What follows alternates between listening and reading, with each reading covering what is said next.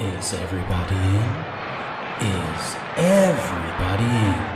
The show is about to begin.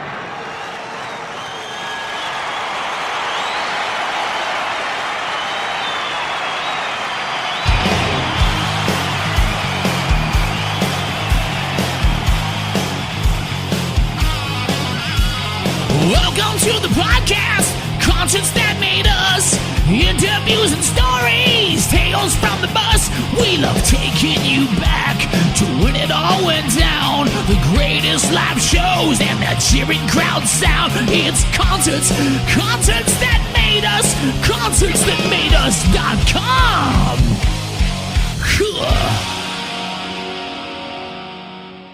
This is Jackson Colt, and you're listening to Concerts That Made Us.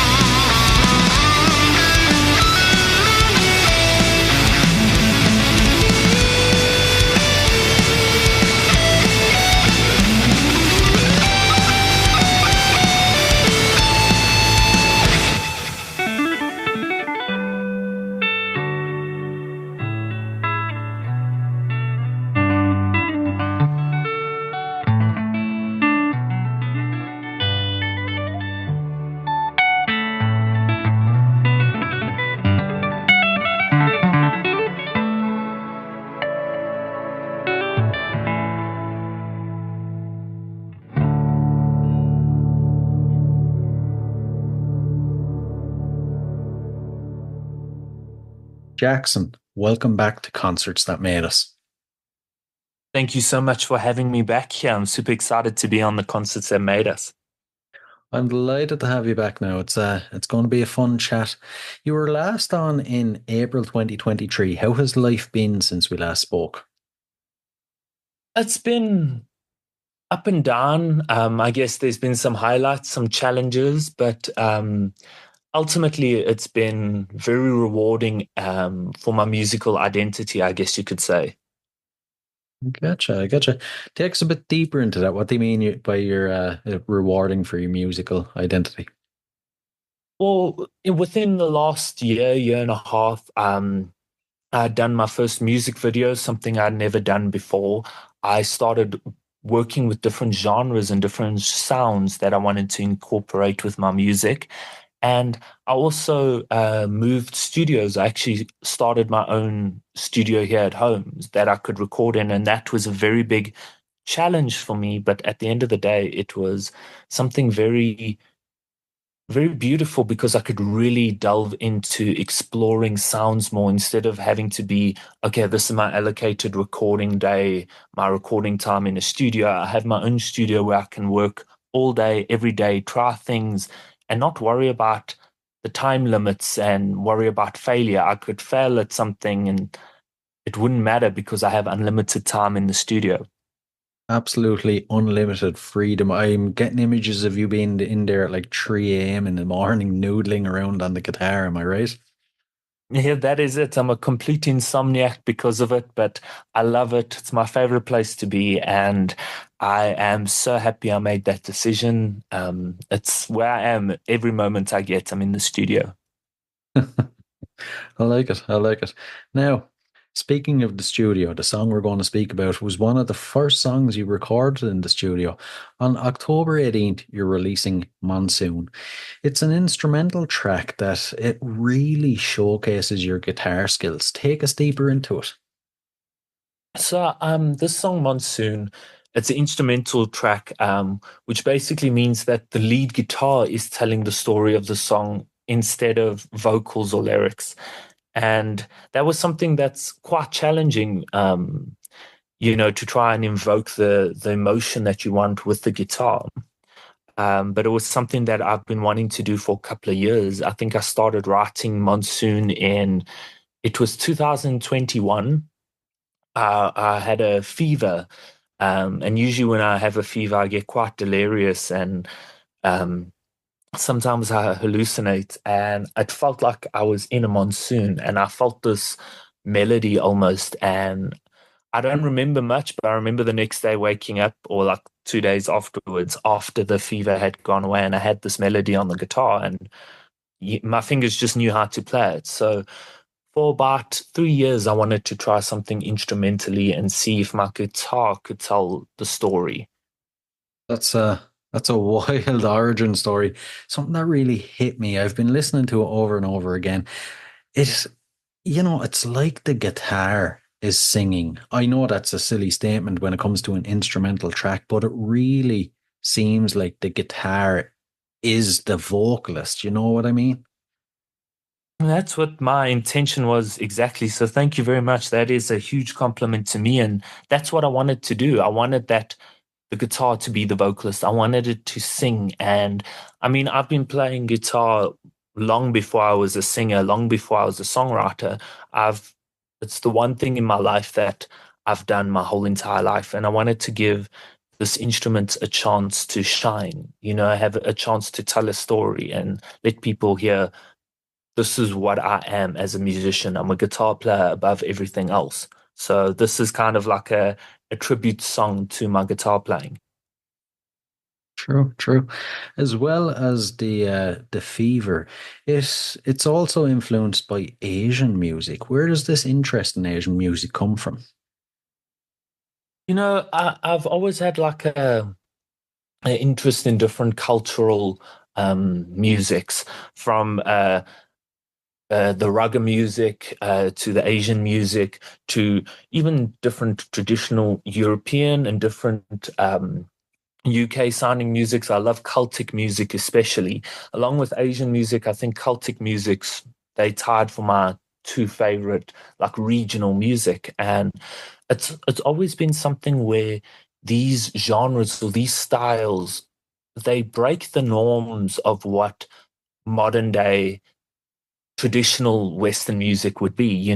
Traditional Western music has its set chord progressions and its set scales, where these traditional musics they go out of it. They have a whole different what's the right word to say, meta or not formula, but you do not conform to what the modern day four chord song is, or you either do it in major or minor. You go into Lydian modes and you go into different scales over different progressions, and that's how you get that distinct sound. And that to me, it being so different, I think what draws me to those regional sounds, especially with the Asian sound, they use a lot of pentatonic stuff. But Monsoon was actually written in the Lydian mode, the D Lydian, with the pentatonic um, feel to it. And that's something that I wouldn't really do in a normal um, rock song that I'd release, but it was something new that I got to experiment with. Right, right. Something that struck out at me there is you have to promise me that in the future you're going to make a Celtic inspired song. I mean, I want to hear the harp, the mandolin, the bagpipes, everything.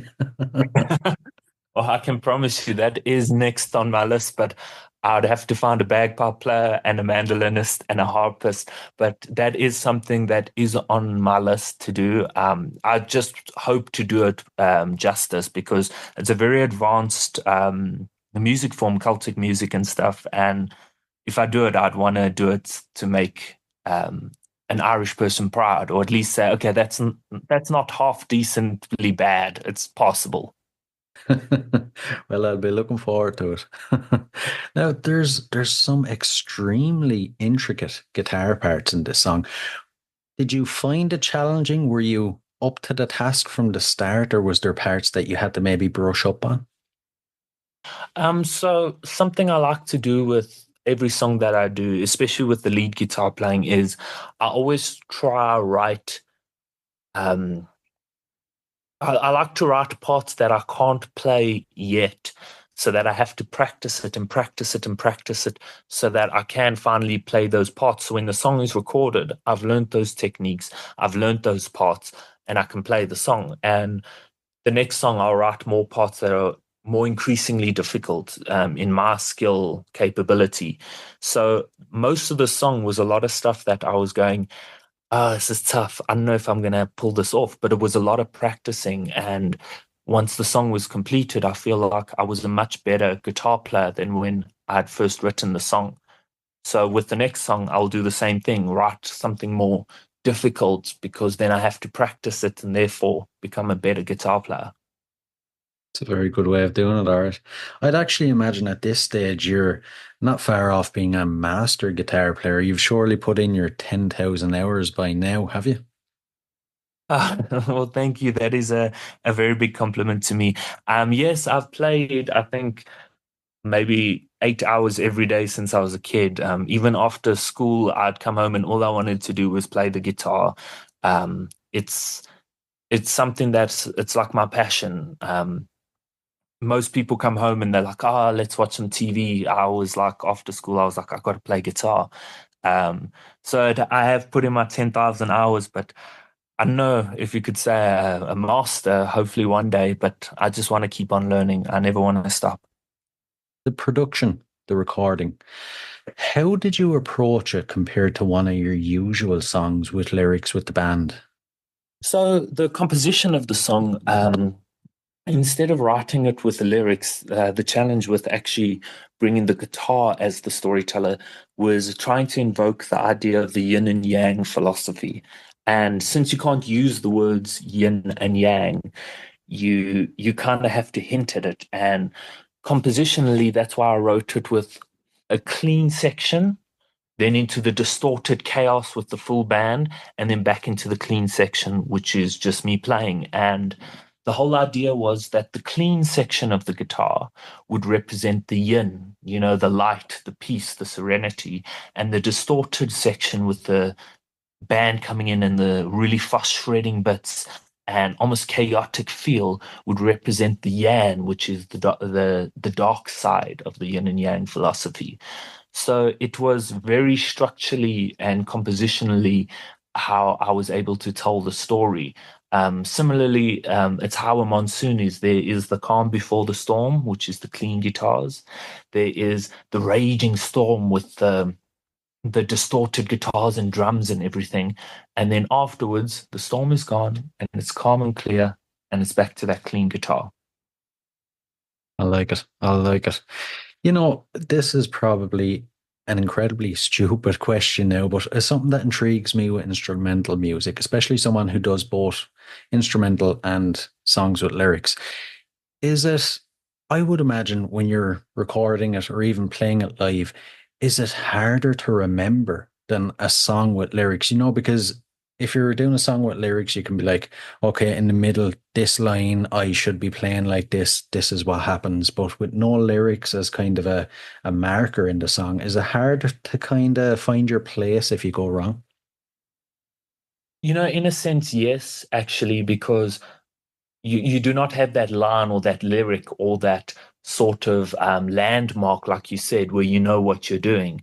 So in a sense, it is harder when you're trying to perform it or record it. But at the end of the day, the way I've combated that to remember what's going on and everything is pure muscle memory. It's drilling that song into your head until you can wake up and play it in the middle of your sleep. And that's to me how I remember it. If I had to think of each individual line, I'll be going, where the hell am I? So it's not a stupid question at all. It's a valid point that you've brought up. Okay, okay. Now again, you worked with Mark Haze on this track. Speak to us a bit about your dynamic and how it's evolved over the time you've worked together. So Mark Haze is an absolutely incredible producer. A little quick backstory about Mark Haze. He was on South African Idols back when I was a kid. I think it was 2012. So I must have been mid-teenager or something. Um, and I remember my family every single Sunday would watch Idols and everything. And I remember watching, and this guy was singing rock music, and he's got an incredibly gifted voice that he's worked hard to get. And I remember watching him, I was like, this is so cool. This guy's singing Guns N' Roses and Aerosmith on TV. There wasn't much of that going on. Everyone on Idols was singing pop music. So um, I followed his career. I purchased his first album, and I still remember, and this is actually a bit of a funny story. I told him about it a while back. Uh, I broke up with a girlfriend when I was a teenager. It was like a 2-week relationship. I can't even remember who the person was, but I remember listening to his song Alone um, outside her house while my parents were on their way to pick me up. There's like a young romantic with tears in his face going, alone, alone, I'm better off alone. And I'm listening to it. So he has had an impact on me as, especially, me being a fan of his, but also with the genres, how our genres interconnect. He has that 80s rock influence and stuff, and he's a phenomenal vocalist, phenomenal guitar player. So I've been able to learn so much from this guy because of his knowledge. He is absolutely incredible. He's absolutely skilled. In the studio, he pushes me. We've finished a song with vocals in as well, which I'll talk about later. But when I was recording the vocals here on my side before sending it to him, he really pushed me with different recording techniques and ideas and saying, okay, try to do it like this and whatever to try get it better. And I feel like since I've met a guy who's such a purist and such a talented musician, I've worked harder in the studio to try to live up to his standard, his level. Definitely, definitely. I'd imagine with a guy, with I've actually had Mark on the show before, but the name he has, the reputation he has, if I had to walk into a studio with him or walk on stage with him, I'd be incredibly intimidated. But from a professional point of view, is there an ego with him? So, first of all, there's no ego with him at all. He is the nicest guy that I've met. He is very willing to give advice, very willing to help out and everything. But getting on stage with him, I would be very intimidated. I mean, the guy can sing, he can hit those high notes. But for someone who's so talented, he's such a down to earth and humble guy who's willing to help out a youngster like me and teach me things. And I'm very, very grateful for that. Okay, okay. Now, how does the finished version of Monsoon hold up to the original, the very, very original concept? Well, if we're talking from the original concept in 2021 to the finished idea now, it is a massive and drastic change, which I'm very, very happy with. Um, I only had the basic melody in 2021, just the chorus melody that basically starts the song. And I feel like back then, that was about what, 3 years ago. I don't think I was nearly enough. How do I phrase this right? I wasn't as good as at the guitar as I am now to pull off the song, and that's just from practicing and writing songs where I keep pushing myself. And I feel like it's almost like a journey to look at something that was such a basic riff over there when I was younger, 3 years ago, and to look at where I've gotten to now with all the technicalities of it. And it actually makes me think, where will I be in another 3 years' time? Will I look back at this song and be like, oh, it's such a basic song? Or will I look back and say that was like my peak, you know? So it's an interesting thing to see, but it's very come out better than I thought it would. Glad to hear it. Glad to hear it. That's a scary thought, though. Looking back and thinking, was it basic or was that my peak? I'd hate to be looking back and be like, oh yeah, remember then that's as good as it got. Yeah, I get that thought a lot. It's actually something that I worry about. I keep thinking because my goal is to keep improving and improving, and I'm scared I wake up one day and think, that was the best I got, and I never enjoyed it. I was too focused on improving that I didn't enjoy the little things. Well, you know what? I'm sure you're just on an uphill scale. It's just going to keep getting better. And for fans of your music, what do you think they'll love most about this song? What do you think they'll enjoy? For fans of the music, I do think the in your face sort of thing would be the technical guitar stuff. I've always liked to put in some technical bits into my guitar solos with my previous songs, and most of them I'd leave only a little section for technicality, and the rest of it would be feel. But this song is something where it's 2 minutes, 42 seconds. Um, the fans of guitar playing and technical guitar playing can really enjoy it and um, really nerd out on it, as you could say. I'm a very much a guitar nerd. I love the technical side and everything. So I think the guitar nerds would love it. But I think on just the general base for anyone who's listening to it, I really do think that they might actually appreciate the story that's behind this. Because this song is basically it reflects a lot in life. Yin and yang is everywhere. This whole idea of the monsoon, the calm before the storm, the calm after the storm. We will face things in life, and it will feel like we're going through a heavy storm. And sometimes it feels like you're going to get flooded and drowned out, but the sun will shine the next day, as cliche as it sounds. Um, it will get calm again and you will make it through that storm. So I think a lot of people might resonate with that idea that what you're facing right now is not permanent. And, you shouldn't just live for the good times because you can still live during the bad times and still make a laugh out of it because there will be bad times, but there will also be good times. Very true. Very true. I couldn't have put it a better way myself. Now, have you got a chance to play it live, or will you be including it in live sets? Well, I do plan on playing it live in the future. I've just been so busy right now with the studio and everything, and especially with the music video for Monsoon, will be coming out. Um, and I'm super excited to be announcing this stunning music video done by Ditchfield Productions. Um, it really is something special, this video. But to get Monsoon live, I would like to get it to be played live at some concerts coming up in the future. Definitely. It's something I want people to be able to see and enjoy, almost like an interlude between the singing songs. It's a good idea. It's a good idea. You mentioned the music video. You have to give us, I know you have to keep it under wraps, but you have to give us a bit more about it. When can we expect it? What can we expect? All right.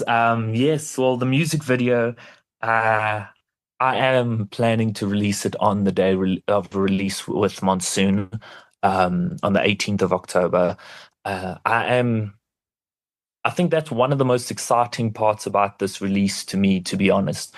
It is such a beautiful video, and it was like the cinematography of it is stunning. Basically, without giving too much away, it does delve into the whole idea of what I said about the monsoon and the yin and the yang. You could see the contrast within the music video. And like I said, I worked with some incredibly talented guys. Keaton Ditchfield and Freddie Fury from Ditchfield Productions. These guys are absolutely phenomenal. I mean, they they know how to make something look like a real life movie. And Keaton's like cinematography is just so beautiful in this video. So I am so excited about this music video. I don't want to give too much away, but I can say it was filmed out in the wilderness. And a little funny story about that, I actually got lost from the group twice.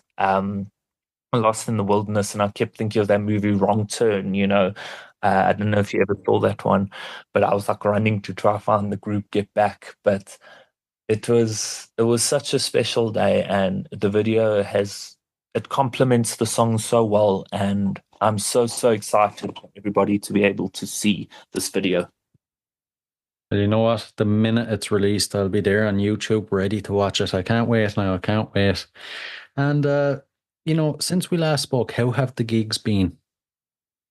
Yes, so the gigs have been going decently. I had slowed down on gigs here and there for a couple of months while I was setting up my studio, but we have been doing a lot of gigs. We've played around quite a lot.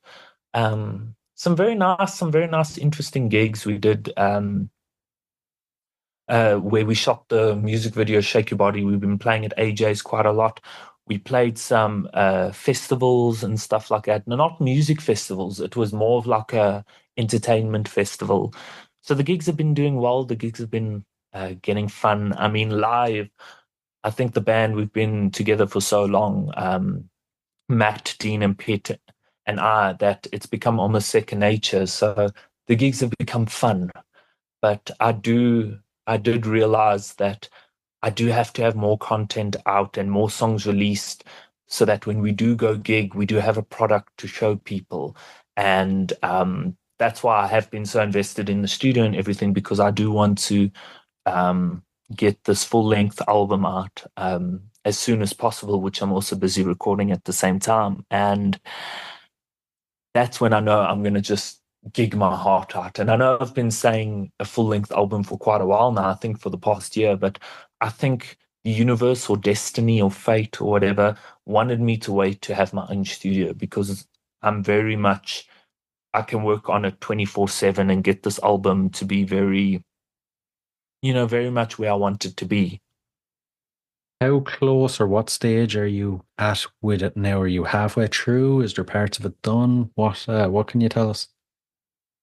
So the weird thing about the album was previously I'd recorded quite a few songs and I was going to put them on the album, but then I decided to release them as singles instead of being on the album. And the reason I did that was to almost give like a backstory to who the band is. So when the album does come out, there are a few songs before that act almost like a prequel to who the band is.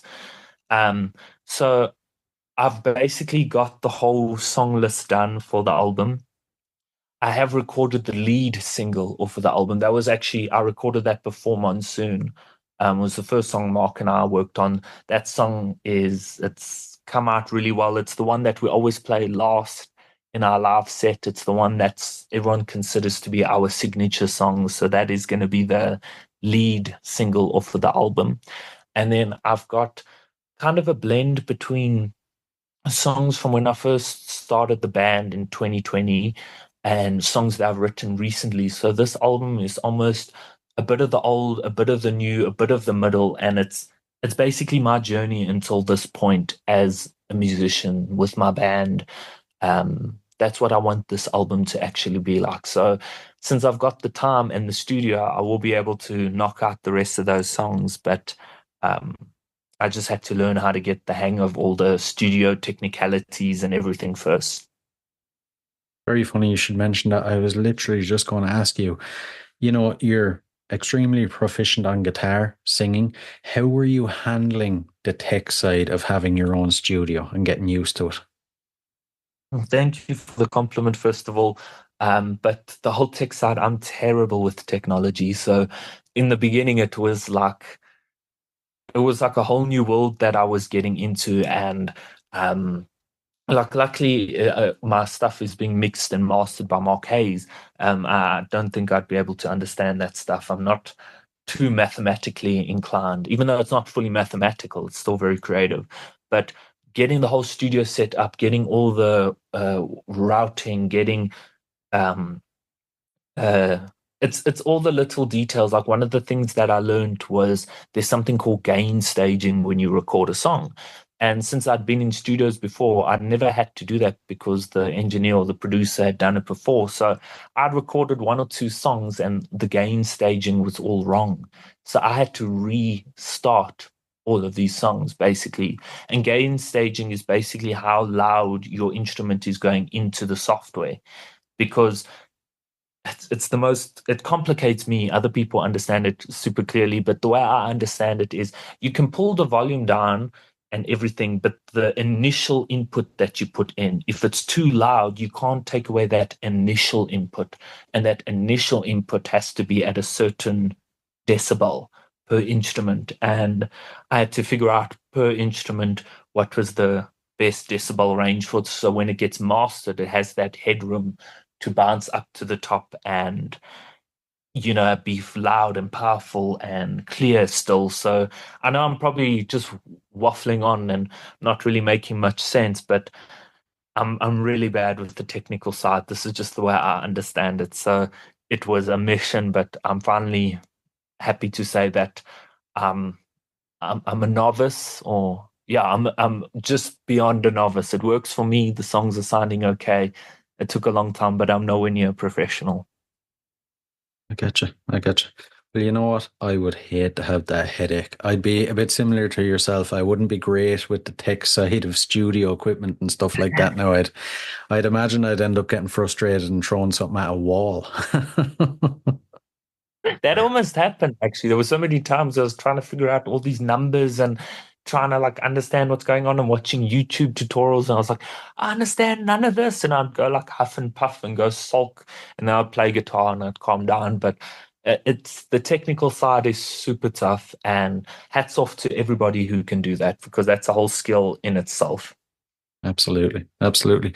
Now, before we dive into the last couple of questions, then, future plans. I know we've heard some future plans. Is there anything else you can share with us?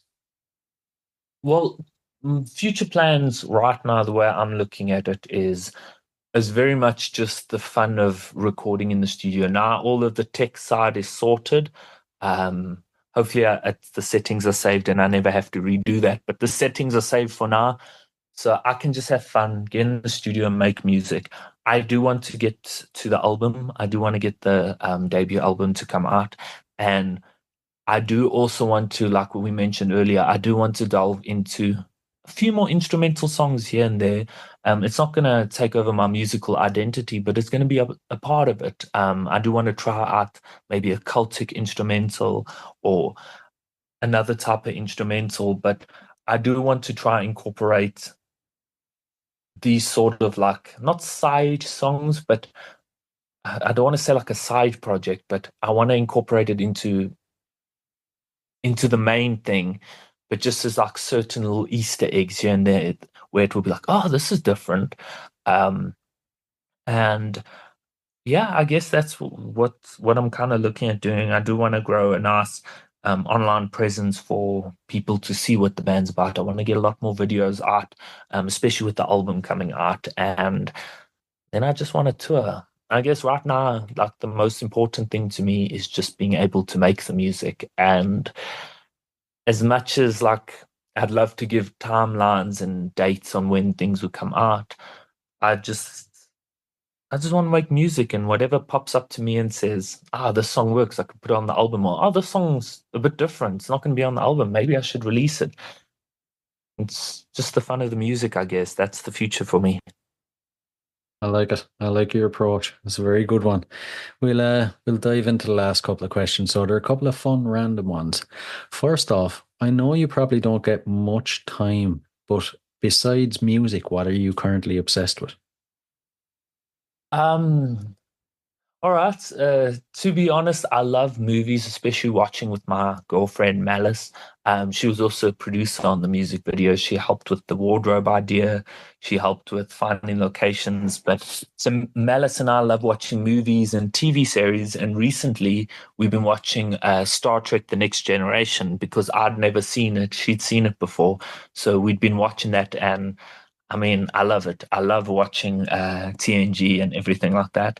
So I'm very much into movies, TV series, and also I'm a very big animal lover. So I've got many rescue animals, and my girlfriend has animals. We also went out to see the animals here, to see elephants and everything. So it was very beautiful. So I think the two things with me besides music, mainly my animals and then movies, like those are my two pastimes or my two, uh, not hobbies, but loves as well, my other loves.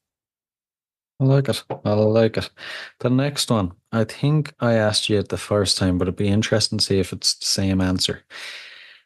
If you had to spend 24 hours locked in a room with any musician from history, who would it be?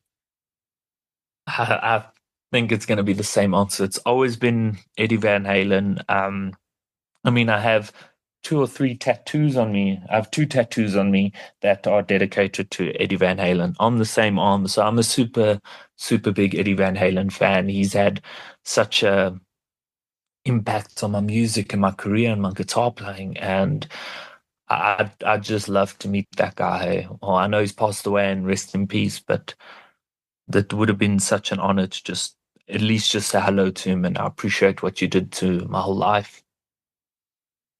I was actually expecting it, to be honest with you. I kind of knew it was coming. I think it was actually his 4-year anniversary recently, wasn't it? Yes, it was. I think it was quite recently because it was COVID when he passed away, and I think he was 59 years old, if I'm not mistaken. So yeah, it's his 4-year anniversary. Yeah, it's crazy how quick time has gone. Doesn't seem that long at all. And the final question, so your go-to album, an album you constantly revisit.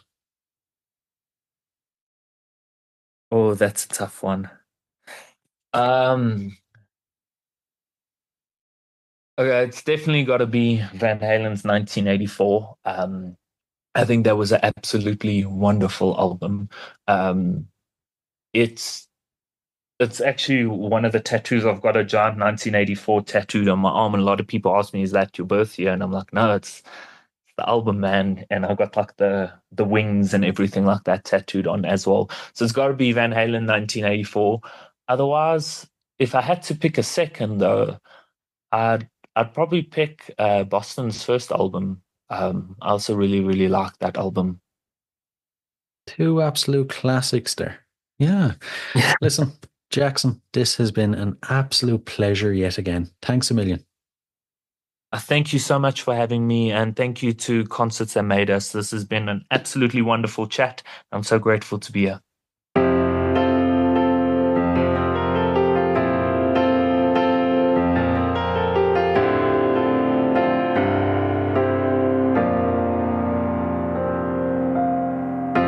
I can see the scars where your wings used to be, where they tore them off your back so you couldn't fly. And I can see the ghosts that haunt your pretty dreams, that make you shed a tear or make you cry. And hearts don't break in heaven. She's a fallen angel. She's a fallen angel. I'll catch you with my love. I'll catch you with my love. I'll catch you with my love.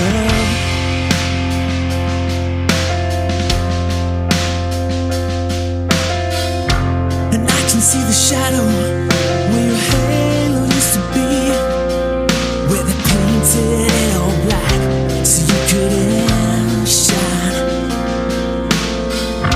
And I can see the things that I know that you deserve, all the things I wish I could give you. Oh, I'll try. And hearts don't break in hell. She's a fallen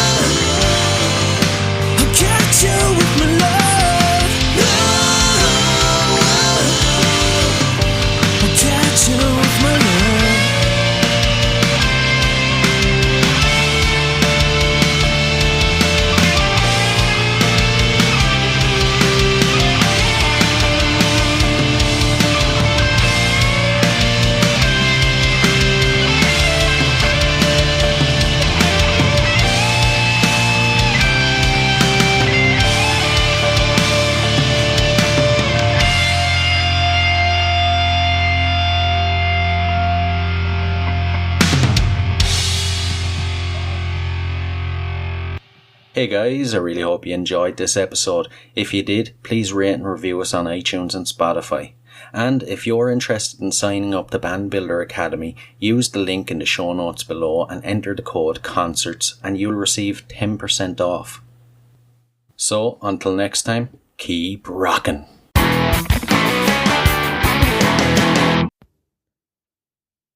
Hey, what are you guys still doing here? The show's over. It's over. You can go home. Go on. We'll see you next time. We'll be here. Bye.